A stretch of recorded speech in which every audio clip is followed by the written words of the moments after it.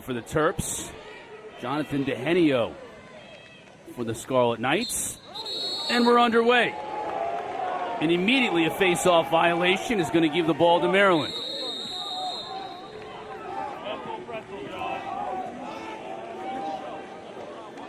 Maryland team coming in ranked third in the country, unbeaten, and really have not even been tested. They've had some close games like the last one against Rutgers early, but they've been able to pull away every single time in the second half.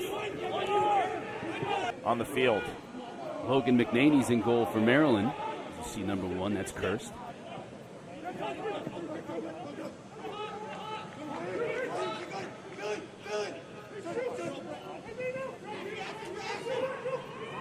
Knobloch, one of the top freshman midfielders in the country, 27, fires and scores!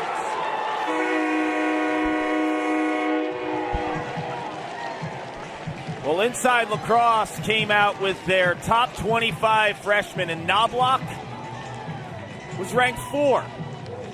And it's because of his production, because he wasn't the type of recruit that got all the glitz and glamour heading into his Rutgers wearing the same combination that Maryland is. So it's tough if you're a fan of Big Ten lacrosse and you've watched these teams enough. Right, with all the jersey combinations, you thought Coach Tillman would help us out with maybe the yellow Marylands, the third option combo out there. We'll make do.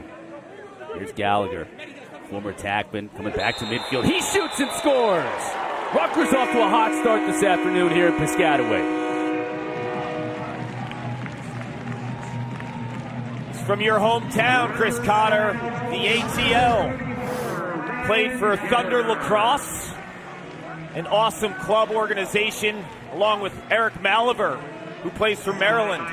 But the key thing is officiating the game if they're not set up properly. So sometimes a violation could happen before the actual whistle.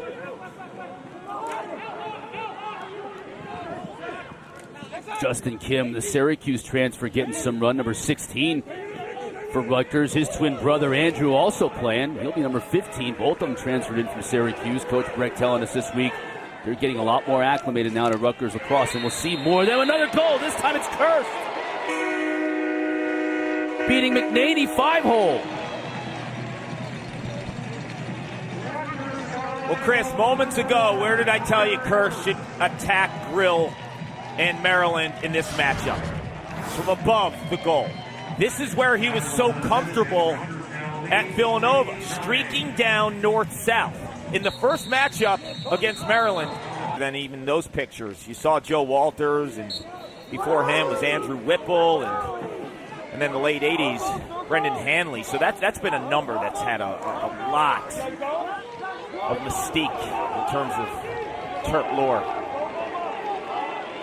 Maryland trailing by 3 goals here early. It's the only time this entire season they've trailed by as many as 3. And just midway through this third quarter, Rutgers at home. And Rutgers is really a different team at home. They'll get a shot here to cut into it, and they do just that. Kyle Long buries the goal. That deficit now down to 2. I was mentioning, Paul, Rutgers is a different team at home, and they have been. But Maryland, even when they get down, they don't seem to be down for very long. Well, they're so steady, and they kind of take and embody. Not afraid to put his back to the defender and take contact. Knobloch now. Rutgers really moving the ball around. Gallagher working on a shorty, trying to get in front. Behind the back shot. Goes wide and stays with Rutgers. Still 37 seconds to shoot.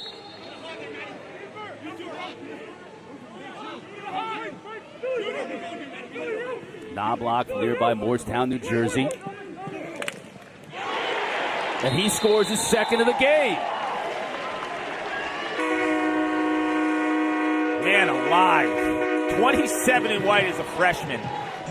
Talk about a player who can stroke it from the outside, but also can play in contact. Roman Puglisi is a beast in terms of his strength. You saw what he did to Gallagher on that last possession.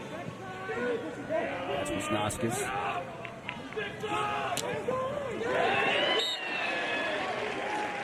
Again, wide to Mayo on the shot. 20 seconds left to go in the quarter.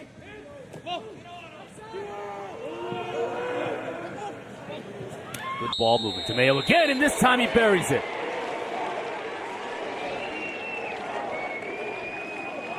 Good ball movement is an understatement, Chris. I mean, the ball's moving at hyperspeed. I'm watching this and getting dizzy.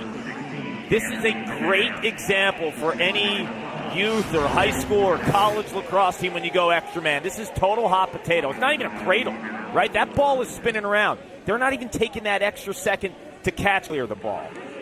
They're going to be in trouble. Maryland is too solid of a team. They will make Rutgers pay for their lack of clearing. Trust me. DeMeo working on Sprock. That's a mismatch. Sprock is more of an offensive midfielder for Rutgers, stuck on the field. Bernhardt gets underneath the defender and scores! A beautiful goal by Jared Bernhardt. Two things. If you don't clear the ball, the Terps will make you pay. The second thing is you can double Jared Bernhardt, but he's sensing the double and where the pressure's coming from, so he rolls away. So the double right here comes. What does he do? He rolls away from the double. The double is so aggressive by Rutgers. They're concocting in the kitchen. Hey, you're a guy who loves food, right? Oh, yeah. No one loves a steak more than Chris Cotter. I appreciate it. It just makes me, I drool all over social media when I see it, wishing I was there to eat it. Beautiful play by the Terps. They get the tying goal.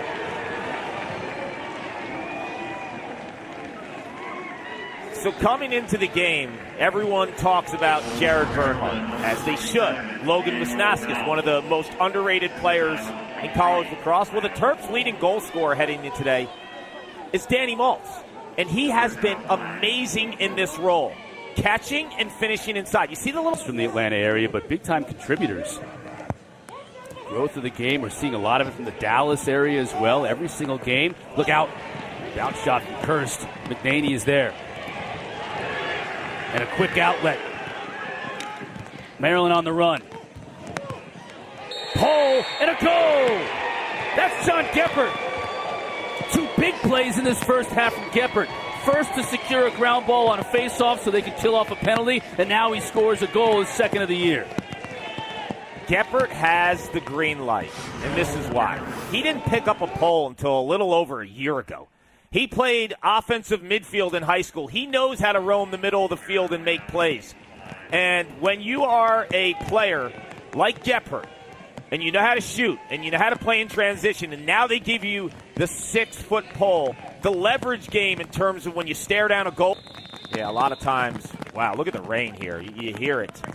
For a guy like Fairman, sometimes when you're in a shooting slump, you think too much, right? Every time you catch it, you're looking at the goalie too much, where normally offensive players are shooting really well. It's like instincts and flow, and it's like effortless. But when you're in a shooting slump, you think and you overthink. Oh, my goodness. Bernhardt was defended really well by Jared Jean Felix, and it didn't even matter. That's not overthinking. That's give me the ball.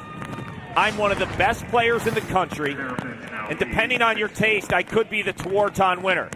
You see the shake there, and then Jean Felix catches up, but look at Jean Felix's stick. It's behind him. So that's the green light for Jared Bernhardt. He was the number 4 inside lacrosse recruit back in 2018. He's lived up to the billing.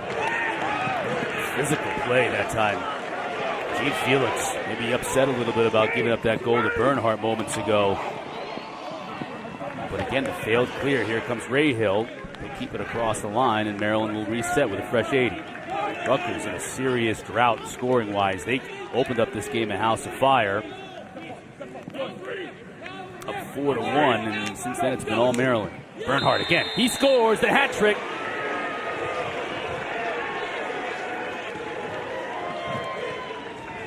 So when you watch Bernhardt, his first 3.5 years at Maryland, the speed dodge, and he was like reckless when he got inside his defender and would throw his body.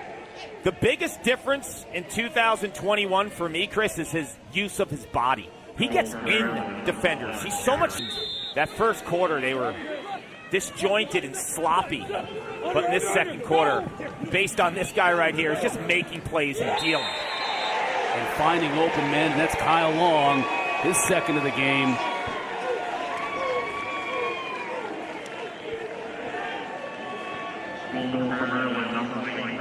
You got the one-on-ones. Okay, let's slide early to Jared Bernhardt. All right, fine. Find the open man. Kyle Long, top shelf, righty goalie. Upper left, good night. If you're Brian Breckett in that timeout, what are you telling your team as far as what we got to do here to get our mojo back? Well, I like the smaller, quicker guys with Gallagher and players that can beat on the perimeter, because right now I'm seeing Connor Kurse, when he's at that right wing or he's playing towards the attack zone, he's not getting any separation. So if I'm Rutgers, I'm attacking with guys like Ross Scott and players of that nature. And then obviously you have Adam Sherilambides. If you get the ball inside, the way that you're going to get the ball inside is if you have real threats on the perimeter. When Knobloch is getting a pull, where is the dodging coming from? Because Makar is shutting down Kieran Mullins. So if you can play the pick game and then get Sherilambides. We're just a little over halfway through this game. Here's Scott. Behind him, Mullins, who's been really quiet in this game, number 4 for Rutgers. Scott, slide comes. Up top to Sprock. Shoots with his left and scores. Junior from Dallas was with his 10th goal of the season. Loosen up the Maryland defense on the perimeter. That's my thoughts in the second quarter, because you're not getting a ton of action in terms of getting separation with your attack. Kieran Mullins is being blanketed by Makar. Snauskis. Back to Bernhardt. Short stick on him. Snauskis. Turned to his right. Got to the cage and scores!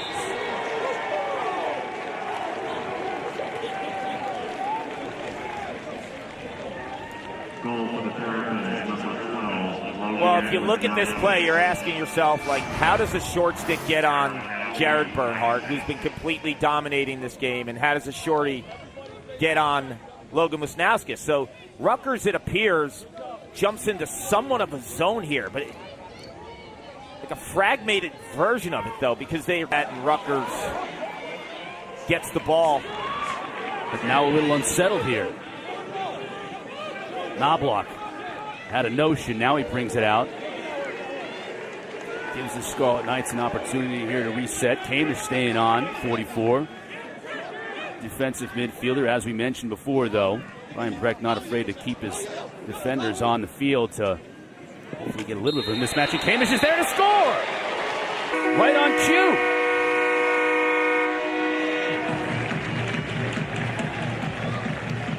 What you do when you're a defensive midfielder who can go to the rack, you trap another player from the opposing team who's not playing as much defense, and that's Kyle Long, who's an offensive midi for Maryland. Numbers here in the sub game. That pass is led a little bit more. DeMeo has some time to draw that extra slide. In front, look out here. Bernhardt, my goodness.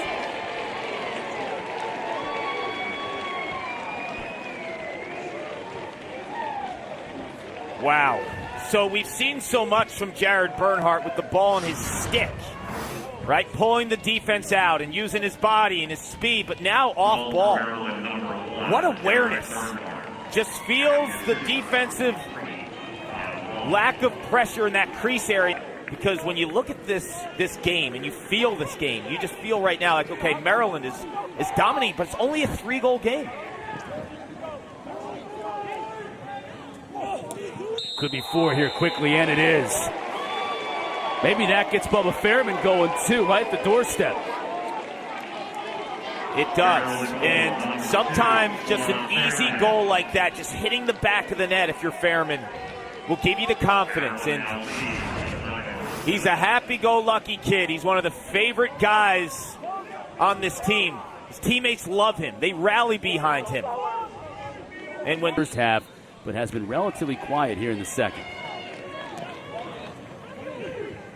Man up for Rutgers. That's why we had no face-off here to start this fourth quarter. They really desperately need one here, and they'll get it. Beautiful twister from Eric Savetti. His first twister of the game. Remember, Paul was called off because he stepped in the crease. Not this time. Great goal for the man-up specialist. Outstanding awareness and patience to get McNaney to bite with the one last fake here. So he loses his angle, but he increases it. Sherilyn Beatties, by the way, with a beautiful behind-the-back pass. And just pushing that pace, you felt it.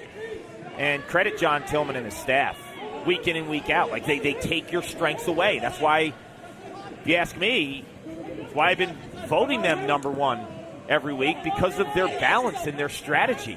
I mean, there's no holes on this team, and they're so well prepared, and they take opponents' strengths away from them as well, if not better than any team in the country. Here's Kieran Mullins, who had 8 points in that game against Hopkins last week. Nothing today. Now he shoots and scores!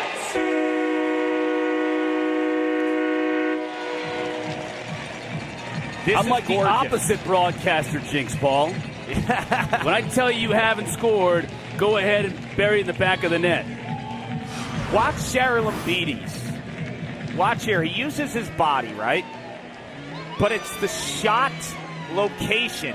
When I've watched a ton of tape on him, he typically goes low to high. This time he stays low with two.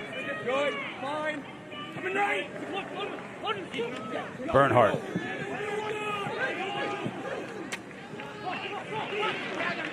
Good job by Jared Felix to stick in the passing lane, but Maryland retains possession.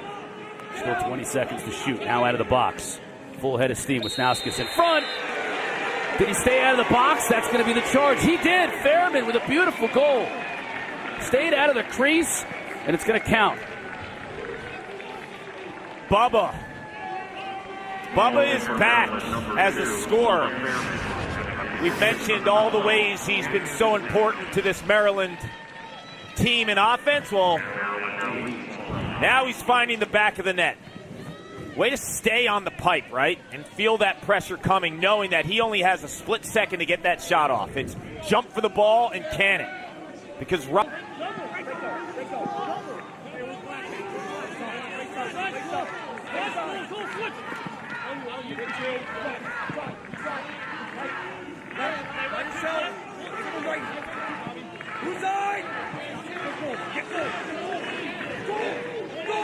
Tadeo now will look to operate against the short stick.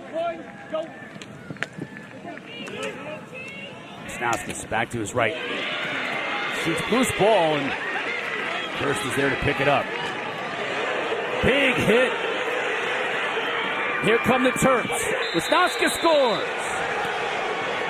He's like a roaming free safety, laying the boom, giving the Terps and their bench life.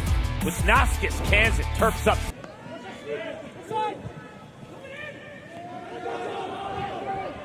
Now Maryland full strength. Final 25 seconds here from Piscataway. Savetti tried to back his way in.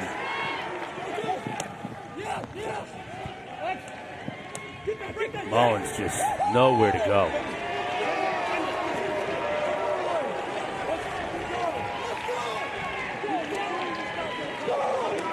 McNaney heaves it the length of the field, and Maryland comes on the road to Piscataway here in SHI Stadium, and for the second time this year takes care of business.